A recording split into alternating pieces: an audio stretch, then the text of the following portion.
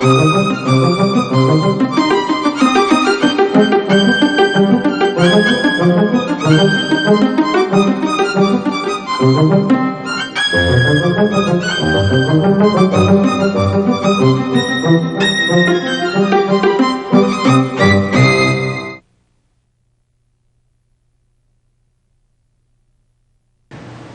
to The Writing Life. My name is Michael Collier, and I'm here today speaking with fiction writer Madison Smartt Bell.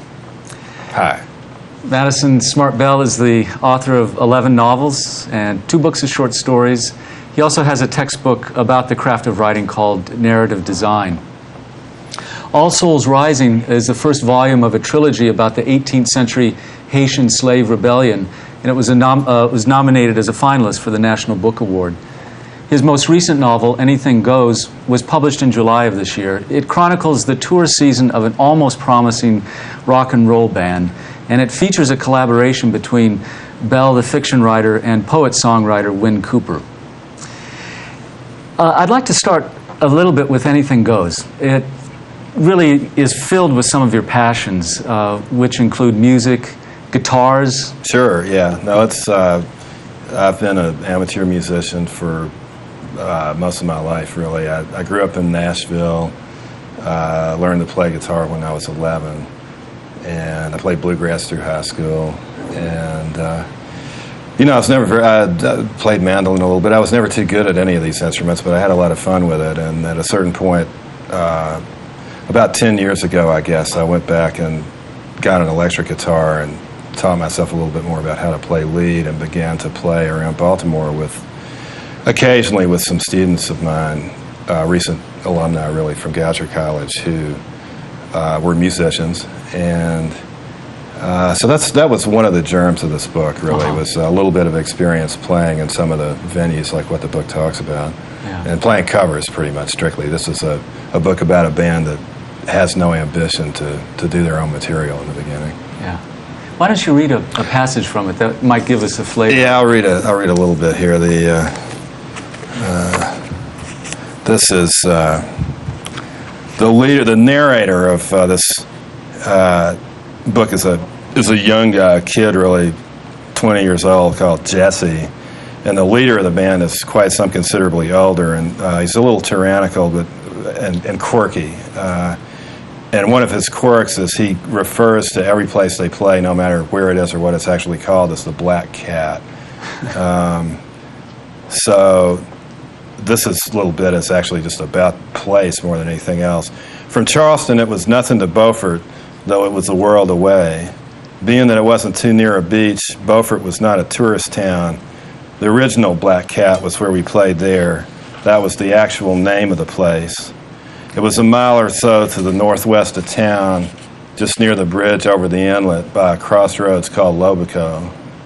On the other side of the bridge from the bar was that kind of motel, that rincy little cabin strung out through the pine woods.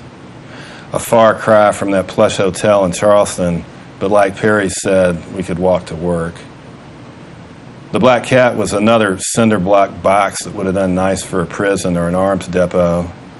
Somebody had done a pretty convincing job of painting the cat all across the wall that faced the highway. Maybe it was meant for a black panther or jaguar. The painted cat was coiled to pounce and had long claws and red eyes and pointed white teeth. Its open mouth and curling tongue were arranged to frame the door of the place. There was only that one door on the front wall, and no windows anywhere in the building. By day, the joint only looked dismal. Even the painted cat seemed shabby, and the building was low and dreary, with the still gray water standing behind it, the flat rows of pines beyond the inlet. At night, a row of black light bulbs shone on the cat and made the teeth and eyes and tongue and claws glow in the dark. The place would be shaken from the sound system, too. People had told me they could feel the notes of my bass trembling up through the wheels of their car if they only just tried to drive past it. So, in your book, Narrative Design, you talk about how writing is really an act of daydreaming. Yeah, and I do. So how does that fit in with the genesis of this novel? Is this part of the book begins with a dream? Well, I got the idea. One of the ideas for the book and the way it's put together came from, oddly enough, Gordon Lish, and I was. I attended a strange performance by Gordon Lish in which he improvised a long narrative that was later published as a novel, and he got up and declared he declared, and I believe this, he had no preparation except for 4 cards, and one of them was, and they just said little phrases on it, like the watch was one, the oil was another, there were 2 more. And he got up and extemporized the whole elaborate story out of this. Huh. And, I imagine he'd thought about it a little bit on the train into town, but I don't think he'd written any of it in advance. And people were very impressed, and it actually, as Gordon Lish books go, it's a pretty good one. It's one of my favorites. Huh. And so I was really thinking about how did he do this, and a lot of people were asking me that too because I was teaching at the conference, and I thought, okay, there is something kind of fundamental to storytelling here, and that he had those 4 cards with their little phrases stood for something in his mind that was kind of like a chord and a chord progression, so it just keeps coming back around and around and around. I've only managed to come up with 3 chords because of my limitations as a musician, but he did have 4, and he would just improvise over that, kind of the equivalent of a melody line, and he always had that stability to come back. He could orient himself. So I thought, hey, that's kind of interesting, and that in a way is what I do. I mean, you relax into some kind of subliminal pattern, and then weave something over it that creates an interesting surface. Yeah. Well, one of the things that happens in Anything Goes is that moving from town to town is part of that, creates a kind of rhythm and pattern. And there's variation on themes, and then you end back up in Nashville at the end. Well, there's an arbitrary little circle. They're based in Nashville, and they end up there close to the beginning and arrive. They pass through a couple of times because they're on the season of seasonal pattern where they are always where the weather's fairly good. So in the summer they're up in New England somewhere, and in the winter they start making their way further and further south until January, February they're in Key West. Yeah. Nice way to live, I always thought. So was that based on any experience that you've had with bands? I never toured, and I think the book, although it doesn't make it seem all that luxurious, probably does romanticize it some. I've seen people, I know people who've done that kind of tour, and that was another place where the idea came from. Is I tend to like to go to Black Hat type of places when I'm traveling for whatever reason, and particularly in Key West, I sort of recognize that there are a lot of people there, and they're mostly playing covers and kind of classic rock blues material that everybody likes fairly well. You could tell we're really kind of snowbirds. I mean, they're following the trade, and kind of having, I imagine, a pretty agreeable gypsy life. Yeah. One of the things that I find really distinctive about your writing is the voice you're able to create for your characters. And I wonder, thinking back on the idea of the daydream or the trance, how you, are there techniques that you use, or do you just get the speech rhythm? It's mainly, one of the things you do is mainly through speech rhythms to create the character. Yeah, I think everything I write is really driven by sound more than by picture. Mm-hmm. I think with my ears to the point that frequently when typing, I'll type malapropisms, wrong words that rhyme. Yeah, that have nothing to do with what I meant. You probably, or poets, I think, are prone to that type of thing. But what makes a character for me is the way they sound, really. So, yeah, it's a little bit like channeling in a sense. I mean, you try to relax in such a way that your own personality subsides and you can let something else come through.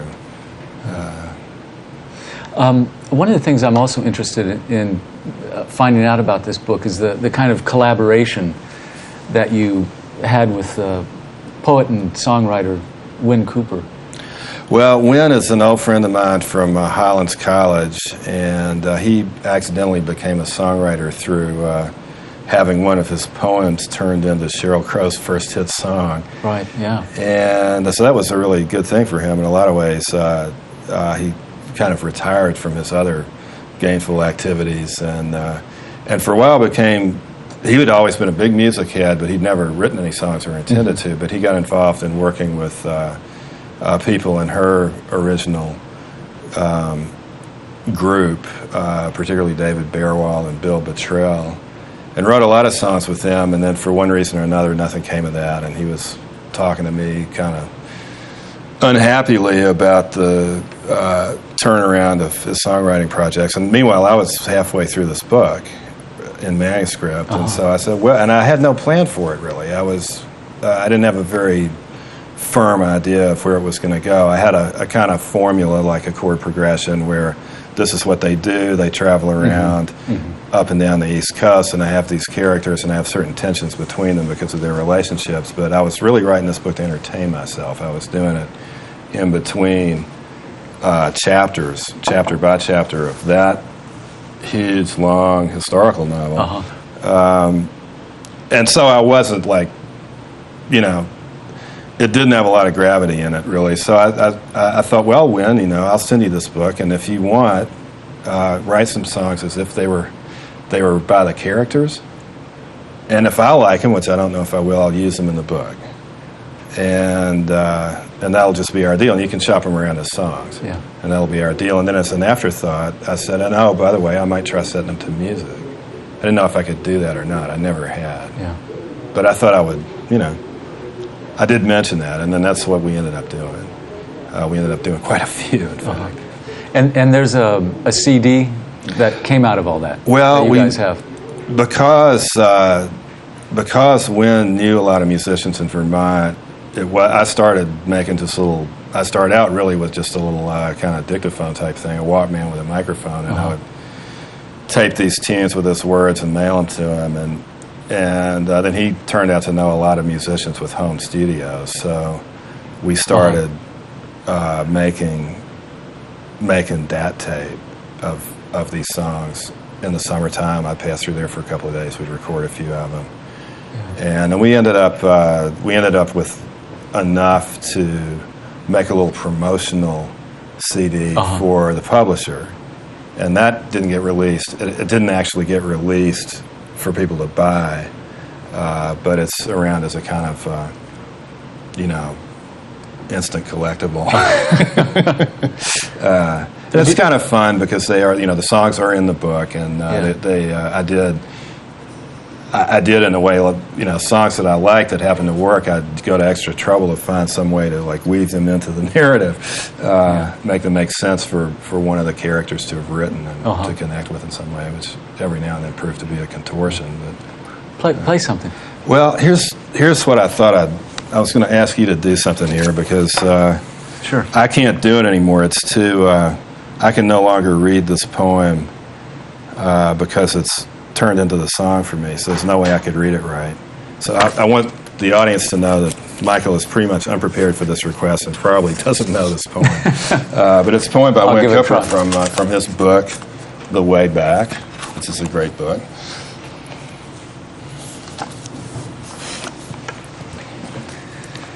On 8 Mile. She appears as if at the edge of a screen, her brown hair black in this light, her legs moving the way she wants you to move them to move. It's hard to see the woman you loved dance naked in a room full of men and come up to your table after and ask for a light, and the light in her eyes is still the same, only her job has changed. So she changes into clothes, and we cross the street to a quiet place where we can talk, and the talk turns to me, to what I do that makes me think I'm better than her. I'm not, and I know it, but she won't be convinced. Nothing I can say will sway her the way she sways on stage, and nothing can make me look away.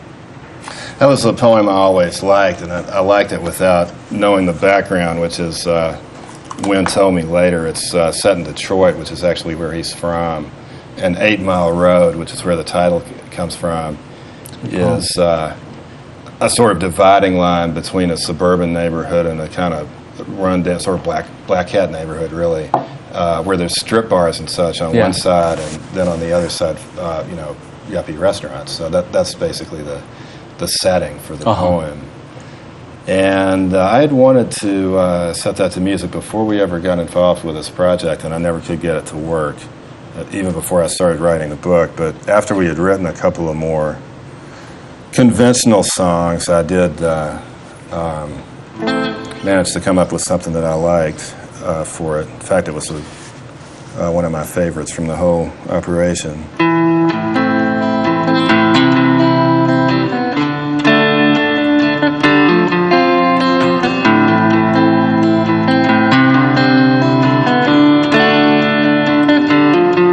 She appears as if at the edge of a screen. Her brown hair black in this light, her legs moving the way she wants you to want them to move. It's hard to see the woman you love dance naked in a room full of men. Come up to your table, ask for a light, and the light in her eyes is still the same. Only her job has changed. She changes into clothes. We cross the street to a crowded place where we can't talk, and the talk turns to me and what I do. It makes me think I'm better than her. I'm not, and I know it, but she won't be convinced.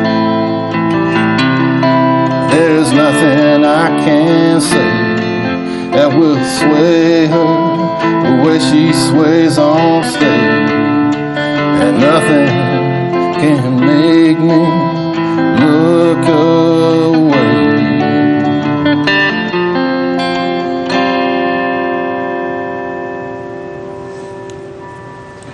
That's terrific. It's nice, huh? Yeah, I like good. that. Then there's a big kind of hard rock guitar part that follows it, but it requires two guitars, so I'm not going to try it. So I forget where I read it, but at one point you said you'd always wanted to be a lead guitarist.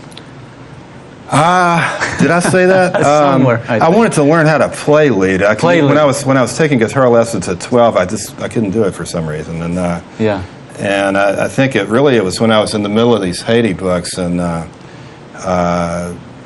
Beth and I, my wife, who's also a writer, had gotten by a miracle a year's worth of leave, and together funded, by some grants and whatnot. And my plan was to go to Haiti and do research for Haitian historical fiction, and I'm not sure if she was terribly disappointed that we didn't get to do that. We had a 1-year-old child at the time too. Just as I was, starting to, seriously thinking, like, how do I fly to Haiti and stay there for a long time? They had the coup and embargo, and they stopped all the flights, and basically, it was possible to get into Haiti, but not if you didn't already know how.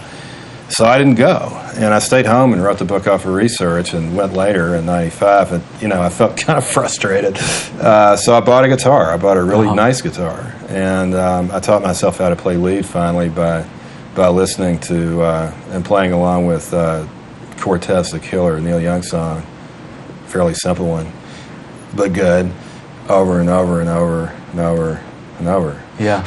What's the line in Anything Goes? You talk about Neil Young's Sorry and Guitar. Saurian, yeah. That's probably the line. Yeah. That's as much as I remember. It's a wonderful image. Yeah. And really apt. He has. I learned a little bit more about him from reading his biography, but apparently that the black Les Paul that you always see him with was somebody else's throwaway guitar, because everything feeds back and makes horrible noises, and nothing works the way it's supposed to, and that's what he likes about it. But that is one thing great about Anything Goes, is that there are so many beautiful descriptions of music, rock and roll, and how people are playing. And just because those images are so, they're ubiquitous in culture. Yeah, you found so many ways of approaching it. Well, it's dangerous to write about music that the audience can't hear. So I tried to not to do it too much, and I tried to keep it simple. Well, I think the other way you do try it to put forward some images that go with it. it's also the characters who carry it as well. One of the things that you do in your work is you and your life actually is you kind of take subjects and tackle them, whether it's martial arts or Haitian history, music, and the guitar. I don't know. There's a little bit of bad luck with some of this stuff. I wrote my martial arts novel, the one that was like exclusively about that, right at the time when my knees finally just completely fell apart and I couldn't do Taekwondo anymore, which when the book is about, apotheosis of a Taekwondo fanatic. But so I don't know. I think I may. Also, there's martial arts and being a musician are somewhat incompatible. But my hands seem to be sort of holding up, so I'm hoping I can. But I guess I'm playing until I'm old and gray and toothless. Do you maybe no one ever sets out to sort of conquer subjects, but when you started martial arts, did you really have a black belt in mind? Oh, no. When I started martial arts, I was 18 years old, and I couldn't catch a ball. I mean, I considered myself correctly to be a person of virtually no athletic talent whatsoever. Yeah, my ambition in my first martial arts classes was to get through the hour. To stand up. But then I did find out that with persistence, this was useful. I mean, I use it on writing students as well. It's not that I had any talent. I had virtually none, but I discovered that I really wanted to learn it. And so I actually did. It took me about 15 years to make black belt. It takes most people 2. But this was because of moving around a lot and starting over from zero in part. And in the end, I'm like well over 30, and I squeaked through because I did really well on the essay. But I was a presentable first degree black belt, and so that does. I've learned this from watching students too. I do have natural facility for writing, but I watch people that don't against people who do, and the ones who care more are the ones who make it. It actually doesn't have that much to do with the amount of talent they had when they started. You've been teaching for a long time. What are some of the things you like to tell students besides that? Well, that one only comes up like when somebody needs to hear it. But I usually run into somebody who needs to hear that a couple of times a year. I don't know. I'm a case-based teacher. I look at I don't have any general principles. I really don't. I look and see what the person's doing. I was trying to think one time, you were telling me that you brought I think it was either a cane or a baseball bat into class. There was some principle, some idea you were trying to get across.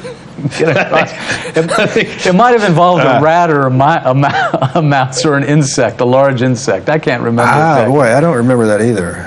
This is many years ago.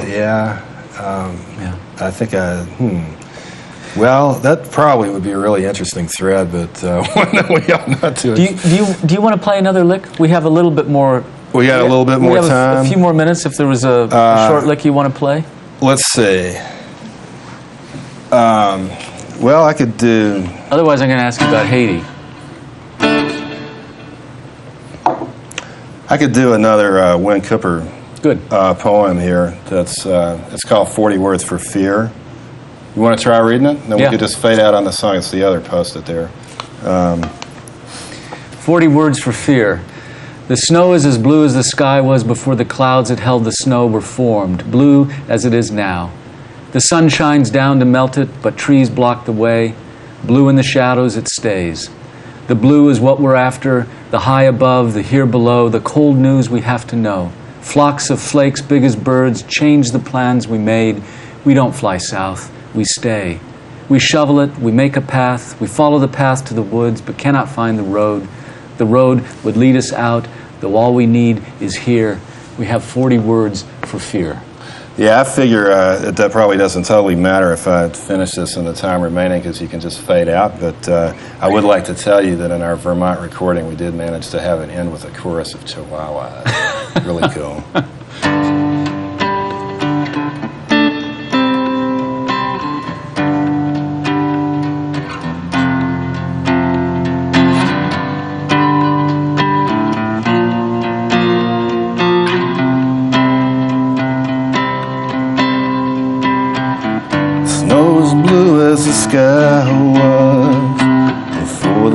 that held the snow were formed, blue as it is now. The sun comes out to melt it, trees get in the way, blue in the shadows, it stays. Blue is what we're after, the high above, the here below, the cold news we have to know. Flocks of flakes as big as birds change the fence we made. We don't fly south, we stay. Full snow, we make a path, we follow the path through the woods, but we can't find a road where we should. The road will lead us out, though all we need is here. We have 40 words for fear. 40 words for fear. And then it repeats that for a long time with a lot of big guitar noise and the Chihuahuas state. And I really like the Chihuahuas. The last guy we recorded with. How many Chihuahuas? There were 9. They adopted, this was Robert Holmes and his wife. He used to be Amy Mann's lead guitarist until Tuesday. He's the best musician I've ever worked with. But they like Chihuahuas, and they rescue Chihuahuas. They save, abuse, How'd they get them to bark at the same? You get one going. All you had to do was walk in the room. Really kind of anxiety-ridden, and the song has got, particularly with the sort of lead guitar overlay, it's just short of the Spinal Tap stadium number. And the Chihuahuas they were great with that. Right. Well, Madison, it's been a pleasure talking to you. Thanks so much, and really a pleasure to hear the music. Well, I thought it was just terrific, and especially your part. Well, thanks. And thank you for joining us for The Writing Life.